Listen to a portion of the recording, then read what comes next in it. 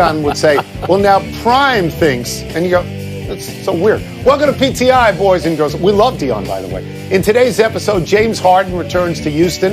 The Suns top LeBron and the Lakers. And does Duke still belong in the tournament field? But we begin today with Michael Wilbon's good call on Illinois, Michigan. Thank you very much. He had Illinois, and at one point late in the game when I was watching, the score was 73-47. Illinois shredded Michigan at Michigan, and they did it without their best player. Also last night, Baylor bounced back, beating number 6 West Virginia at West Virginia. Wilbon, did the college basketball season just get clearer or more confusing? It got better. Because, of course, it's more confusing. You have more teams involved now. You want to see it. You needed Baylor to bounce back. If you want some great teams sprinkled in at the top, you needed that. You had Illinois just obliterate Michigan. Look, Tony, I know I picked Illinois. I think Illinois is the best team in the country. I think Illinois can win the whole thing. But I wasn't expecting that. And I'm not gloating about it because my man, Juwan Howard, he's from a place called Illinois, too, like the south side of Chicago. That whole thing was good theater. And I know you thought it was good theater because it stunned you last night. I could see from your text to me. So, Tony, it made it so much more fascinating. Don't you agree? Here's the one thing I'm sure of right now. I am sure that this tournament is Gonzaga's to lose. Okay, they are the only unbeaten team left out there. I had Pat Forty of Sports Illustrated on my podcast this morning, and Pat said Gonzaga is the best offensive team in the entire country, and this is the best Gonzaga team that Mark Few has had. Other than that, what am I sure of? In a very odd way, Mike, to me what happened yesterday gives a little bit more clarity than you think it does, because now we're back to where we were for about 10 or 12 weeks.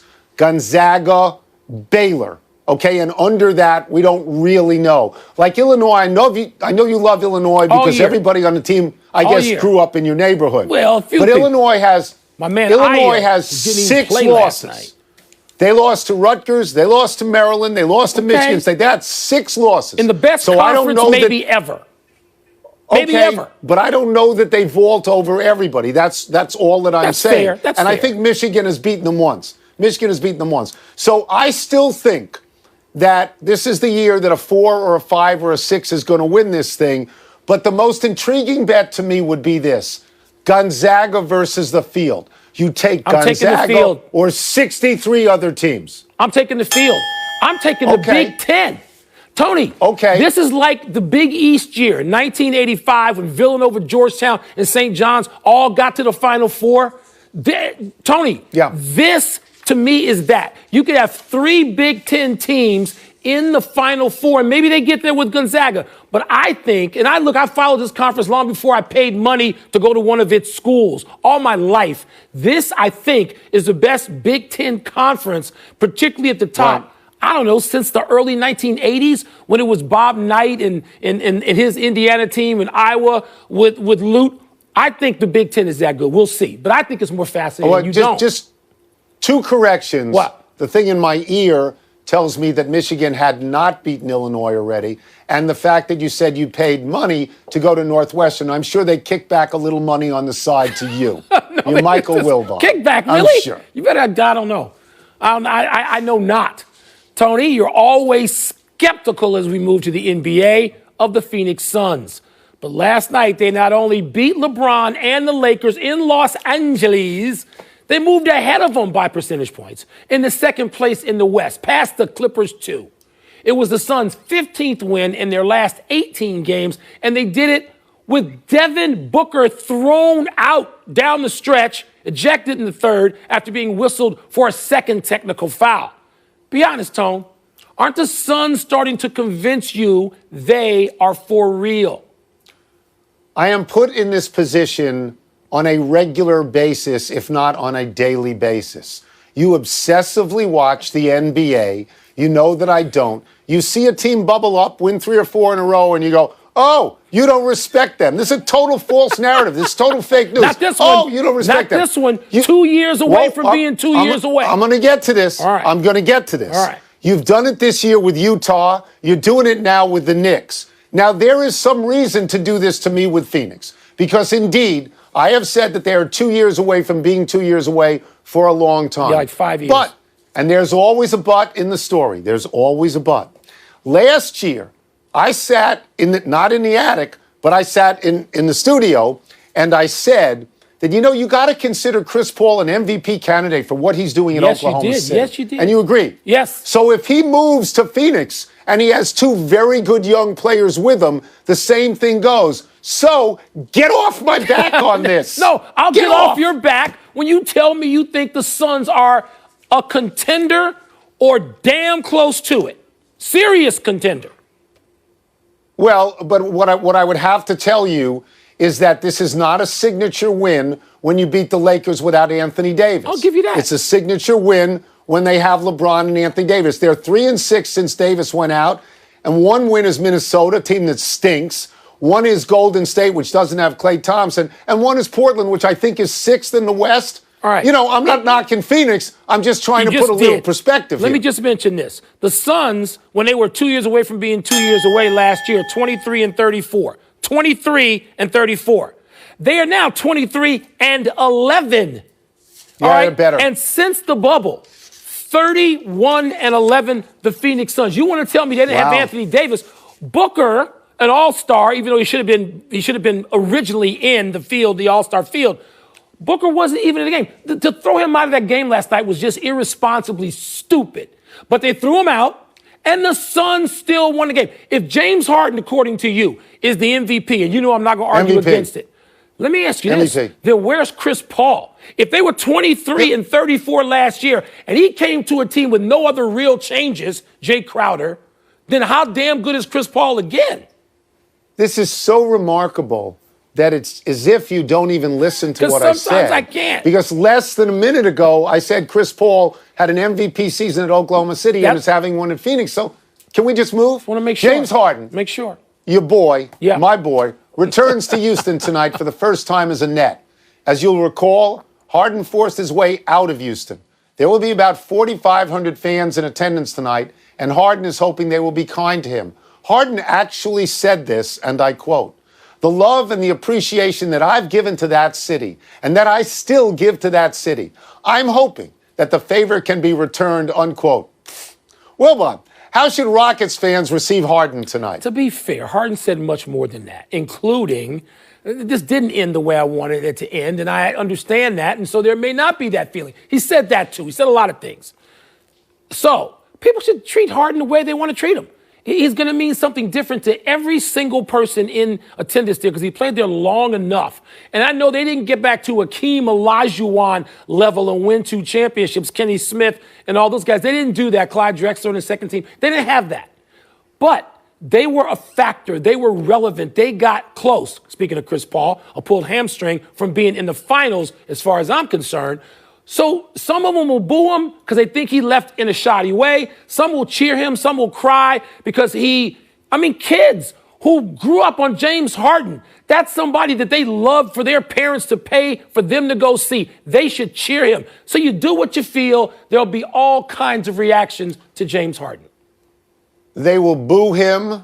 They should boo him. He left badly. The last impression is the most important impression. He could not wait to get out of there. He did not play hard when he played for Houston this year, nowhere near the MVP level he's showing for Brooklyn. And they can't boo J.J. Watt, and they can't boo Deshaun Watson. And sports in Houston is a sinkhole, and they're going to take it out on James Harden. And that is exactly what's going to happen. You're bringing your I-95 sensibilities to a place that doesn't operate that way. How much you want to bet? Boo him. Let's bet your attic. And if you lose, you got to come out and do your show naked in the street, cold and shivering. No, but we're not going to do that. How stupid is that to say they're going to boo James Harden, all of them? They're going to boo him, and they should boo him because of the way he left. We're starting the show with this tomorrow. I'll wait. No, go ahead. I'll wait. We're starting the show tomorrow with this. Russell Westbrook was there for an hour. If he wanted to leave, that made sense. James Harden was there for 8 years and then said, "Get me out of here in a hurry." He was the an owner, MVP. Tillman Fertitta has said that he's still a Rocket. He ain't a Rocket tonight. And I'll tell you something else. If he wins a ring with Brooklyn, They're not going to retire his number in Houston because he didn't win any rings in Houston. It's revisionism to think that this is going to go smoothly. That's I didn't say smoothly, Tone, but it's going to not be anywhere. Tony, it'll be at the worst 50-50, and it'll probably be better than that. You are bringing your New York, Philly, Washington, Boston sensibilities to a place that is not that. Santa Claus doesn't get booed everywhere. He gets booed on I-95. James Harden is not going to get trashed tonight. He's not. Where have you been? We'll see. Because one of the things they can do, now that the governor of Texas said this, is take off their masks. They can take them off and boo. Okay, Let's take a break. Coming up, this last night's loss put Duke out of the tournament field. Well, you got them in the tournament field, so how are they now perhaps out? And after so many struggles, are the Celtics back on track? We're starting with this tomorrow. You better hope I think he's the MVP. I think the guy's the MVP. I do. Yeah, but this is a separate issue. Pardon the Interruption is presented by Toyota. Let's go places. Presented by Toyota.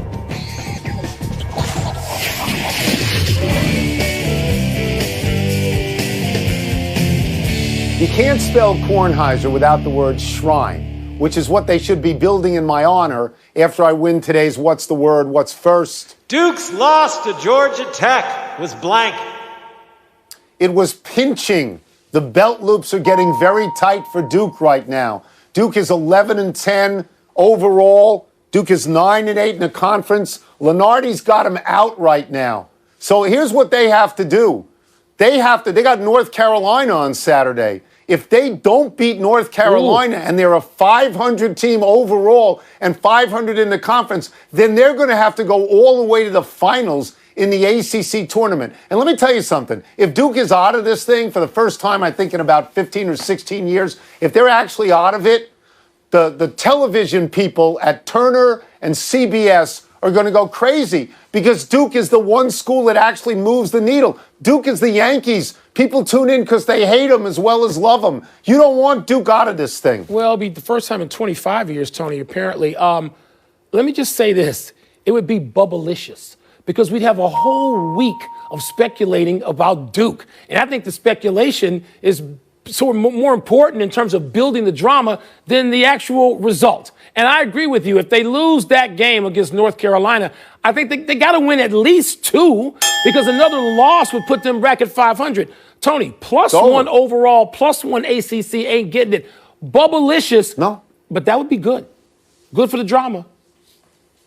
Next. After beating the Clippers for their 3rd straight win, the Celtics are blank. They are breathing. Let's not get carried away here. They have 3 straight wins. Indiana is one of them. The Wizards, one of them. Their team's under 500, if I'm not mistaken. And they just beat the Clippers without Kawhi Leonard. So I don't know how great a win that is at this point. I think the Celtics are now 18-17. I want to get the teams right because they're in a big bunch, right, with the Knicks, the Raptors, the Heat, and the Hornets. At least Kemba Walker has been better lately, Mike. In the last 6 games, he's averaging 24 points a game, and he's shooting 46 from 3 if you take away as an outlier the 1 for 12 against New Orleans. But he looked like he was done. So they're breathing, but they're not. I wouldn't be betting on them right now. I'm not betting on them yet either, Tony, but I'm going to go one step above that. I'm going to say recovering.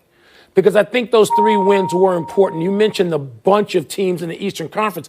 Tony, the Celtics have already gone from 4th to 10th and back to 4th as a result of those 3 wins, Indy, Wizards, Clippers. Also, at some point relatively soon, we're told they're going to get Marcus Smart back. And Marcus Smart is so important, that lineup, in terms of the things that he brings, number one, defense, that nobody else can bring in the same way in that backcourt. So that's important. I think all of that allows the Celtics to be recovering. If you can go from 4th to 10th and 10th to 4th in just 3 games, that's a big bunch of teams. That's it. Let's take one last break, but still to come, a strange coincidence involving Terry Bradshaw and Tom Brady. And the West leading Jazz meet the East leading Sixers tonight in Philly. Who has the edge? The Jazz are coming back to earth, right? I mean, haven't they lost a few 2 lately? out of 3 maybe, or 2 out of 4. Yeah. It's a long year. Teams go up, teams go down. That's right. That's the way it works. But Tony, Happy time, people. Happy 28th birthday, Michael Thomas. The superior wide receiver of the New Orleans Saints had a down year in 2020. Played only 7 games due to injury and disciplinary action taken by the Saints after a fight with a teammate. And Thomas had only 438 yards receiving, no touchdowns. In 2019, Thomas was off the charts. He set an NFL single-season record for catches with 149. He had 1,725 yards and 9 touchdowns. Thomas has the most catches in NFL history by a player in his first 5 seasons. But Thomas faces an uncertain future in terms of who will get him the ball next season. Assuming that Thomas's injured ankle is all better, will his quarterback be Drew Brees, who is mulling retirement? Will it be Taysom Hill, who doesn't pass often? Will it be Jameis Winston, who often passes to the other team? Or will it be the man Thomas posted a picture with at the Pro Bowl, Russell Wilson? Ooh, what is he going to post if and when Drew Brees says, I'm back? I mean, is he going to, actually go to Instagram and have a frown and not be happy that Drew Brees is back? Ooh, that would cause some drama down in the Big Easy, wouldn't it? Absolutely. Happy anniversary, Hakeem Olajuwon. On this day 31 years ago, Olajuwon came within 1 assist of a rare quadruple-double in Houston's win over the Warriors. Olajuwon had 29 points, 18 rebounds, 11 blocks, and 9 assists. After the game, the Rockets scoring crew reviewed the game tape, and they just awarded Olajuwon 1 more assist on a first-quarter basket by Buck Johnson. That was, however, short-lived because NBA Vice President Rod Thorne looked over the game tape personally, and he voided that 10th assist. But there is a happy ending. 26 days later, Olajuwon got 18 points, 16 rebounds, 11 blocks, and 10 assists against the Bucks for an officially sanctioned quad. Olajuwon, David Robinson, Nate Thurmond, Alvin Robertson are the only NBA players with quadruple doubles. I'm thinking Kevin Durant or Russell Westbrook might get one, Mike. Tony, as we sit here all these years later, doesn't it appear to you that Hakeem Olajuwon is absurdly underrated and undervalued when people start these GOAT conversations and who are the greatest people of all time in whatever positions? Olajuwon gets short shrift, does he not? Well, he's not the GOAT, though. He's not Chamberlain or Russell or 5 other guys. The GOATs don't have the quadruple-double, do they? Too many GOATs. Too many GOATs. Happy trails to a couple of Kyles. The Miami Dolphins are done with linebacker Kyle Van Noy after 1 season. The Minnesota Vikings are done with tight end Kyle Rudolph after 10 seasons. Van Noy left New England, signed a $51 million deal to reunite with his former defensive coordinator Brian Flores. Van Noy, 29, was voted captain in Miami. He had a career-high 10 tackles for losses. Van Noy described himself as, quote, surprised and disappointed, unquote, by the Dolphins' decision. Rudolph, a Pro Bowler, said it was a privilege to play for the Vikings. He thanked the fans and expressed regret he could not deliver a Super Bowl. Rudolph had 453 receptions and 48 receiving touchdowns in Minnesota. It is being reported that the Patriots have an interest in both players. Patriots tight ends caught only 18 passes for 1 touchdown this past season. I always thought Rudolph physically, facially, looked like a Viking. Seems to me he ought to stay right in that division. He can find work and some retribution. Doesn't need to go to New England. Yeah, but if you go to New England, you're going to play all the time because they don't have any tight ends. Or they don't have a quarterback either at the moment, but they don't have any tight ends. Makes sense. Let's go to the big finish. Let's do it. On this day in 1983, Terry Bradshaw checked into a hospital for minor elbow surgery under the name Tom Brady. 1983. What do you make of that? People have to Google the real story. It's tremendous. Same initials. But he could have been that Civil War general on the Union Army. There was a Thomas Brady there. Just saying. Jets GM Joe Douglas says the team is still high on Sam Darnold, but would listen to offers. Your interpretation of that? They're not that high on Sam Darnold. No. They want to get rid of Sam Darnold. This nonsense. Obi Toppin, Anthony Simons, and Cassius Stanley will compete in the dunk contest. Is that a good field? Because I don't know that. I think they're all terrific. I think so. Simons, Tony, seems like a guy who can just fly through the air with the greatest of ease, as somebody used to say. Baseball is postponed to start in AAA baseball until May. Okay by you? I mean, am I supposed to interpret this that the major leagues could delay as well? I don't know what I'm supposed to make of this. They need gate, right? Okay. Then let them wait for the fans to come in. Last one, conference leaders, Jazz and Sixers tonight. Who you got? Tony, I think you think I always have the Jazz. I'm going with the Sixers in Philadelphia tonight. Keep the Jazz stumbling just a little. We're out of time. Try and do better the next time. And I'm Tony Kornheiser. I'm Mike Wilbon. Same time tomorrow, Knuckleheads. You can get the PTI podcast on the ESPN app or Apple Podcast.